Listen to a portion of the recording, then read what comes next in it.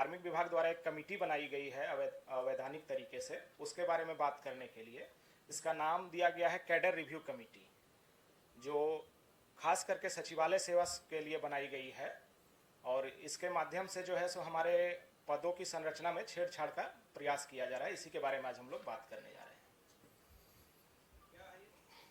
कार्मिक विभाग द्वारा एक कमेटी बनाई गई है सदस्य राजस्व परिषद के अध्यक्षता में। इसमें कार्मिक सचिव, वित्त सचिव और राजस्व विभाग के सचिव को मेंबर रखा गया है, जो कि सचिवालय सेवा के पदों की और उसके सेवा शर्तों की समीक्षा करेंगे। हालांकि इन चीज़ों के लिए यहाँ पे राज्य में पहले से ही प्रावधान है और अभी तक ऐसा कहीं नहीं हुआ है या किसी भी सेवा के लिए नहीं हुआ है कि अलग से समिति बना है। हमारी बहुत लंबे समय से इसको देखा जाए तो 2018 से चल रही है कि सचिवालय सेवा में ऊपर के पदों को, खास करके उप सचिव और संयुक्त सचिव के पद वृद्धि का प्रस्ताव चल रहा है। दो तीन बार जो है सो माननीय मुख्यमंत्री विभागीय मंत्री के रूप में उस पर अनुमोदन दे चुके हैं और प्रक्रिया के तहत वो प्रशासकीय पदवर्ग में भेजा गया, लेकिन गलत तरीके से अपने अधिकार क्षेत्र में न होते हुए भी कार्मिक सचिव उस संचिका को वापस मंगा लिए हैं। और अभी जो पता चला है कमेटी बनाया गया है, तो हम लोग इसी का विरोध के लिए जो है सो मेनली स्ट्रेटजी बना रहे हैं।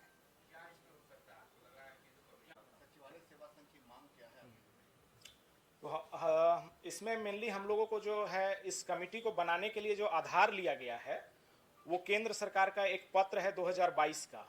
उसमें वो केंद्र सरकार एक एडवाइजरी जारी की है। केंद्र में होता क्या है कि सभी सेवाओं का 5-5 साल में संवर्ग समीक्षा होता है, चाहे वो भारतीय प्रशासनिक सेवा हो, ऑल इंडिया सर्विस हो या सेंट्रल सिविल सर्विस जो भी हो सबका।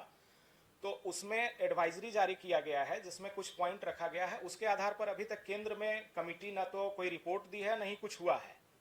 तो उसी के आधार पर जो है सो यहाँ पे भी कमेटी बना दिया गया, जबकि उसके पहले की जो कमेटियों की रिपोर्ट है उसके आधार पे कोई भी कार्रवाई यहाँ पे नहीं की गई है। और हम लोगों का केंद्र के साथ, ये राज्य सरकार के साथ समझौता है कि राज्य सरकार जो है सो केंद्र के अनुरूप अपने सेवी वर्ग को सारी सुविधाएं देंगे। इसी के तहत हम लोगों को जो है सो वेतन आयोग का लाभ मिलता है, या डीए जब केंद्र में बढ़ता है तो उतना ही डीए यहाँ पे बढ़ता है। उसके लिए कोई अलग से कमेटी या समीक्षा नहीं होती है।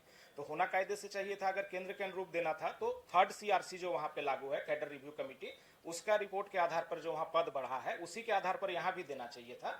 और हम लोग का उसी के आधार पर मांग के तहत 41 पद उप सचिव का और 24 पद संयुक्त सचिव का बढ़ाने के लिए जो है सो तत्कालीन विभागीय मंत्री के रूप में माननीय अभी जो मुख्यमंत्री हैं हेमंत सोरेन सर, उन्हीं का अनुमोदन दिया गया है और उसको कार्मिक सचिव जो है सो गलत तरीके से वापस ले चुके हैं। हाँ, 41 पद उप सचिव का और 24 पद संयुक्त सचिव का नया सृजित करने के लिए, ताकि हम लोगों को प्रोन्नति का पर्याप्त अवसर मिल सके। और सभी विभाग इसकी आवश्यकता बता रहे हैं। बार बार विभागों द्वारा बोला जा रहा है कि हमें पद की जरूरत है, लेकिन उसको दरकिनार करके अब फिर से इसमें डिले टैक्टिस के तहत एक नया कमेटी बना दिया गया है। तो इसी का नहीं, अभी तो ये नया सृजन ही किया जाना है जो 18 से चल रहा है। आज लगभग 8 साल हो चुका है और ये फाइनलाइज नहीं हो पाया है।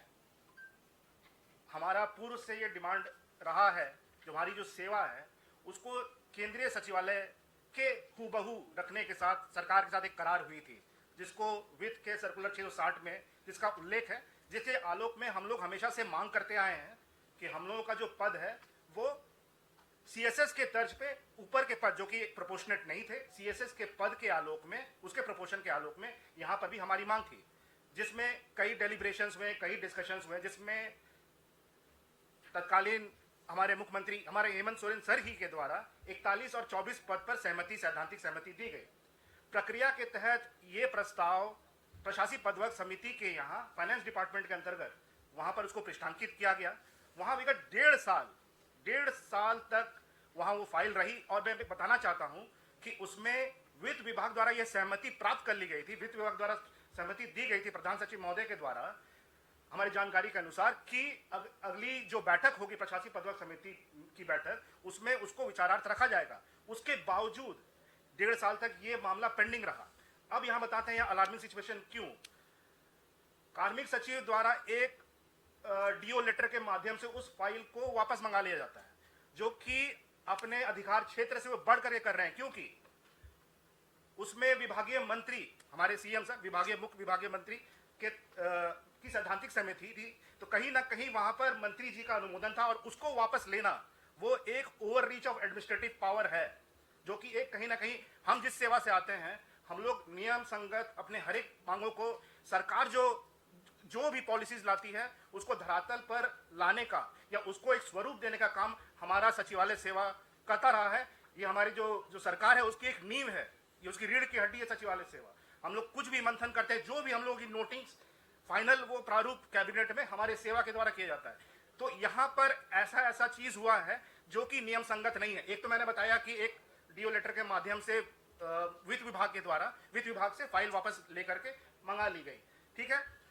दूसरी चीज, अब चूंकि स्टेक होल्डर्स हम लोग थे, हम लोग को प्राप्त जानकारी के अनुसार जो ये प्रपोजल पास किया गया, जिसमें जो कि हमारे अध्यक्ष महोदय ने बताया कि डीओपीटी का जो सर्कुलर है 2022 का, उसके तहत एक कैडर रिव्यू कमेटी बनाने के लिए प्रस्ताव दिया गया। और मैं बताना चाहता हूं, ये जब ये प्रस्ताव दिया गया उसमें हमारे सेवा के एक भी पदाधिकारियों के द्वारा टिप्पणी अंकित नहीं की गई थी।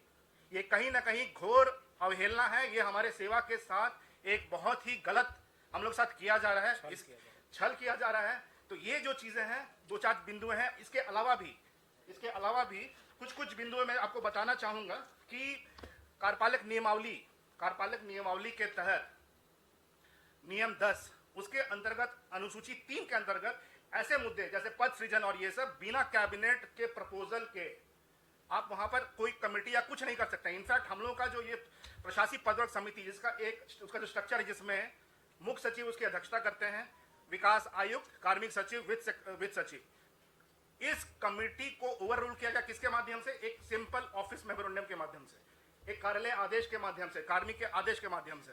तो कहीं ना कहीं ये एक गलत प्रक्रिया अपनाई गई है। दूसरी, ये जो प्रपोजल जो दिया गया, इसमें एक चीज था कि जो कमेटी का भी गठन हुआ उसमें एक डीओपीटी में एक मेंशन था सर्कुलर में 2022 वाले ओएम में कि जो शीर्ष पद में जिस सेवा के रहेंगे उसके जो शीर्ष मतलब कि जो टॉप मोस्ट पदाधिकारी रहेंगे वो भी इस कमेटी में मेंबर के रूप में रहेंगे। मगर उसको भी साइडलाइन करके वहां पर जो भी है एक कमेटी बना दी गई आपके मेंबर बोर्ड ऑफ रेवेन्यू की अध्यक्षता में, और जो कि कहीं ना कहीं वो नियम संगत नहीं है।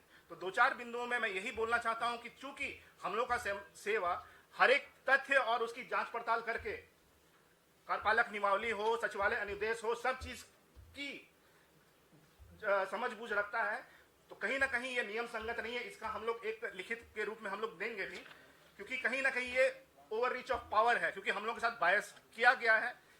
ये चीज हम लोगों को ये साक्षात दिख रहा है, और हम लोग कहीं ना कहीं सीएम सर से ये मांग करते हैं कि जो हम लोग का पुराना प्रस्ताव है 41 और 24, एक तो ये कमेटी कैडर रिव्यू कमेटी को इसको भंग किया जाए, और जो पुराना प्रपोजल है जो कि एकदम फाइनल स्टेज पे था, जिसपे वित्त विभाग द्वारा सहमति दे दी गई थी, अगला स्टेज था आपका प्रशासनिक पदवर्ग समिति की बैठक होती, जो कि 1.5 साल बता रहा हूं कि पेंडिंग था वहां।